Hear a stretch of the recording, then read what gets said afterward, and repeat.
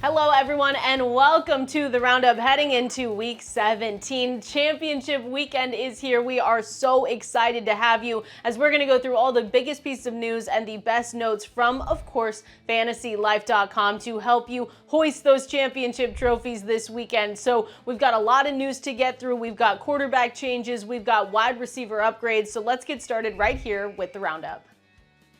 All right, to kick things off, we've got a wide receiver that many of us have been disappointed in this season, but he could be due for a big game in week 17. So should we start him? I think the first thing I want to say to all Stefon Diggs managers before we get started here is, I'm sorry. He has not performed for you like you would have hoped going into week 17. And so now we're here asking the question, what is going on with Stefon Diggs? Let's break it down to start. Over the last 6 games, he has averaged 9.2 fantasy points per game. And we can see the wide receiver finishes. It has not been good, everyone. Wide receiver 46, 46, wide receiver 13, 45, and 36. So that is a huge yikes for Stefon Diggs. So I know fantasy managers going into this weekend have a tough question. Do I start him? And when you look at the utilization report from Dwayne McFarland, he says you should still start him because of the utilization. He has a 30% target share, which is incredible when you look at some of these wide receivers. So I think the one thing we need to break down here is why this has been happening to Stefon Diggs.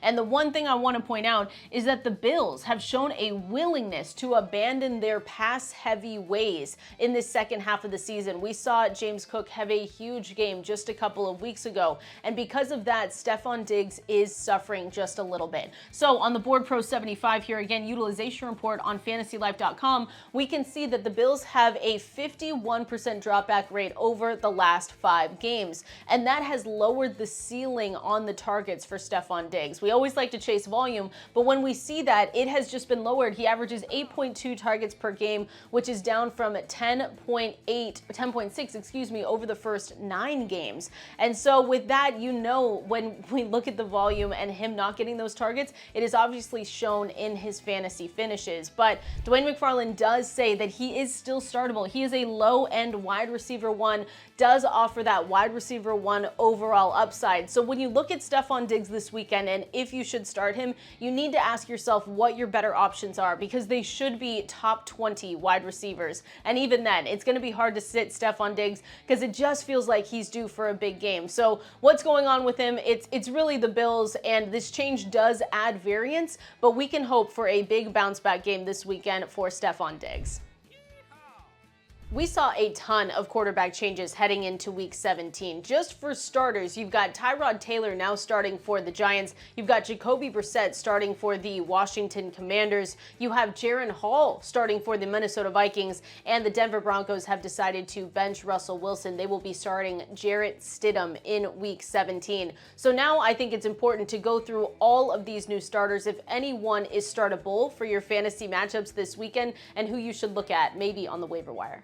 All right, so now let's look at these quarterbacks who are getting the start in week 17. And I want to start with Jarrett Stidham over there for the Denver Broncos and why he's going to be starting the next 2 games. It is more of a financial thing for the Denver Broncos. I know that they said they wanted a spark on offense. I'm curious to see if Jarrett Stidham's going to do that. But for the Broncos and Russell Wilson, it looks like he will not be on the team in 2024. It is looking like they are going to end up cutting him. They owe him $39 million next season, and also could owe him $37 million if he does not pass a physical in early March. So they're trying to make sure that he doesn't get injured in these last 2 games. Think Derek Carr last season. So that's what's happening over there with Denver. So now to get into some of these names, we've got Tyrod Taylor, Jacoby Brissett, Jarrett Stidham, and Jaren Hall. So the one wild card here, I think, is going to be Jaren Hall for the Minnesota Vikings, only because we haven't seen him this season that much. I think he got 1 start, was out with a concussion, and then we haven't seen him since. So he could add something with his legs, but that is going to be the one true wild card this weekend. I think if we're looking at just Fantasy Life consensus rankings, we rank them in order of Jacoby Brissett, Jaren Hall, Jarrett Stidham, and then Tyrod Taylor. If you have an option to start Derek Carr this weekend, maybe Gardner Minshew, maybe a Will Levis, those could also be better options for you. too. And I just want to flag Jacoby Brissett as well. On Friday afternoon, it came out that he is questionable with a hamstring injury. So if you have him on your fantasy squad, you think you're going to be able to start him, make sure you have a backup plan just in case. But these are now the new starters for week 17, because why not? The quarterback carousel just keeps turning here for fantasy football in 2023. But hopefully you go to fantasylife.com, use our rankings and tiers to pick the best possible option for your team this weekend. We saw a huge shift in NFL MVP odds when Lamar Jackson and Brock Purdy went head-to-head on Christmas evening. Unfortunately, Brock Purdy, 4 interceptions, is now out of being the MVP favorite. He was minus 200 on December 19th and now is sitting at plus 1,200 for MVP. So we've got a new MVP to talk about and maybe 2 sleeper MVPs that we should also consider.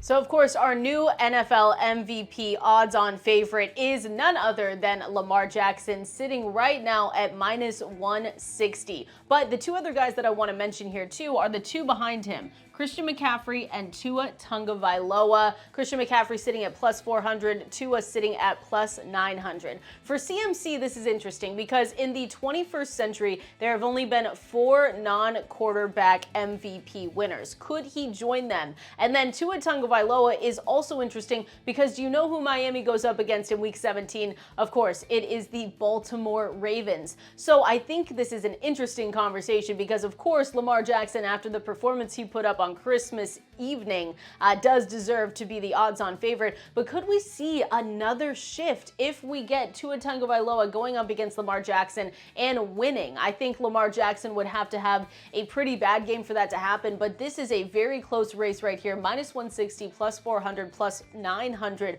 for NFL MVP. So it could be fun in the next couple of games for the regular season to see how this ends up. We understand that going into week 17, you want to start the players that you trust can help you bring home that championship trophy. Well, Dwayne McFarland has a wide receiver that he thinks could help you do just that. Let's hear him talk about Chris Olave. And when we take a look at the comp group for Chris Olave, based on the data from the last 12 seasons, it actually lines up really well with how he's been performing as of late. The average wide receiver scored 17.8 fantasy points, finishing as the wide receiver 11. Now, for some of the closest individual comps in the group, I really drilled down to exclude guys that had a ton of end zone targets because we have seen that be a little bit of a challenge for Olave in recent weeks. I do think, again, it's going to turn around, but just in case it doesn't, what did this group look like? And in 2016, we had AJ Green average 18.6 fantasy points per game. In 2015, we had Odell Beckham Jr. averaging 21.3. And in 2014, Jeremy Maclin at 17.3 fantasy points per game. So ultimately, when you take all the factors and you put it together for Chris Olave, I have upgraded him to a low-end wide receiver 1. And I truly believe he has the upside to be a slate-breaking type wide receiver. He gets the air yards, he gets the targets. We know that big play ability is there. And we have a potential playoff game type of scenario this weekend with the Buccaneers. If the Bucs want to stay in the playoffs, they've got to win. If the Saints want to keep their playoff hopes alive, they have got to win. And we also know that the Buccaneers' pass defense has been very suspect. So if there's ever an opportunity for Chris Olave to go absolutely nuclear, I think it is in this game. And of course, now it is time for one of our favorite times in the show. Time to go through our Underdog Pick'em plays for Week 17. And as always, make sure you use the promo code LIFE because they will match your first deposit of up to $100 over at UnderdogFantasy.com. So make sure you use the promo code, like I said, LIFE to get that $100 deposit match. Let's get into now our favorite plays for Week 17. All right, now that we're all logged in at UnderdogFantasy.com, let's go through our favorite plays this weekend. And of course, I'm going to tail Jeff again because he is just on a hot streak that I don't want to miss out on, and I don't think you should either. Make sure you go to FantasyLife.com. You can check out our bet tracker where he has all his Underdog Pick'em plays in for Week 17 and beyond. So let's get going here. I like this DJ Chark call out, higher than 23.5 rushing and receiving yards. On Fantasy Life's projections alone, we have him at at 41.9 receiving yards. So I think this is way too low for this weekend. And they're going up against the Jacksonville Jaguars defense, who is 24th in success rate per drop back. I think this is a great spot for the Carolina Panthers. I think this is a great spot for DJ Chark. So I'm going with the higher here. Just to skip around, down here is the other one that I want to go to. It is Chris Olave, because Chris Olave for Dwayne McFarland this weekend is a smash play. He also called Amari Cooper's big game last week, so I kind of want to stick with this one. We like Chris Olave higher than 5 receptions in this game. Fantasy Life projections have him at 6.2. I think this is a really good call out though. If you do not get this at 5, go to the higher on his receiving yards up to 74.5. I think that this game against the Tampa Bay Buccaneers is one matchup that you want to exploit. I think that Derek Carr could have a big game in this one as well, because he wants to, prove everyone wrong. And the Saints are out of it if they lose this game as well. So they have a lot to play for. I really like this Chris Olave call out. So we're going to go higher on 5 receptions. We're also going to go higher with that DJ Chark. And as always, like I said before, fantasylife.com to go and check out the free bet tracker, where you can not only get all the underdog picks from Jeff, but you can also get our best bets for the weekend as well from our fantastic betting team. And again, fantasylife.com is where you can see those, and underdogfantasy.com, and use promo code LIFE to get that deposit match up to $100. Good luck this weekend. All right, everyone, that was the roundup for week 17. As always, make sure you go to fantasylife.com. You can check out the utilization report, our rankings and tiers. Everything you need to win the championship this weekend is all over there, 100% free. Good luck in the championship this weekend. If you're not in it, just enjoy. Thank you so much, as always, for watching, and we'll see you next time.